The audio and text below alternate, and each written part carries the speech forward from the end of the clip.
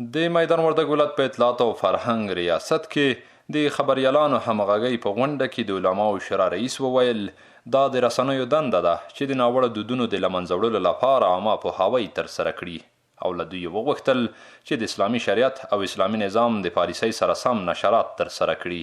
یای نو آینده دپاره هم د ټولو نه زموږ خواهش دا ده چې تاسو د دې رواج د مخنیوي دې باره کې لوحې جوړې کړئ، دې باره کې تاسو په رادیوګانو کې خبرونه وکوئ، تاسو داسې یو شیان خامخا نشروئ چې هغه د خلکو په ګټه باندې چې ګټه پکې نه وي هغه شی که نشر شي څه ده که نشر نه شي څه ده. الحمدلله دا د وینو په دې ولایت کې ډېر کارونه وشو، ملګرو ښه انعکاس ورکړلو.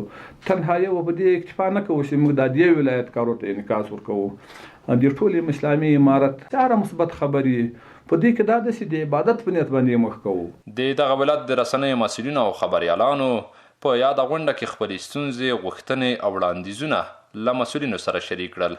دوی وویل چې د میدان وردګ ولایت ټولې رسنۍ د اسلامي شریعت او نظام سره برابر نشرات لري.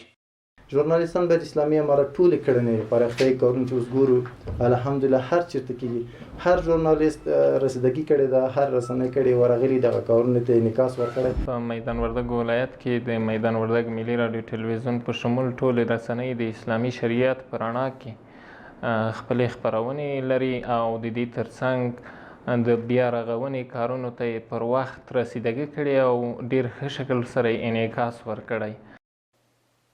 د ویلو ده چې د اسلامي امارت په راتګ سره په میدان وردګ ولایت کې رسنۍ اطلاعاتو ته په ټولیز ډول لاسرسی لري او د خبریالانو په وړاندې هیڅ امنیتي ستونزه نه ده رامنځته شوې.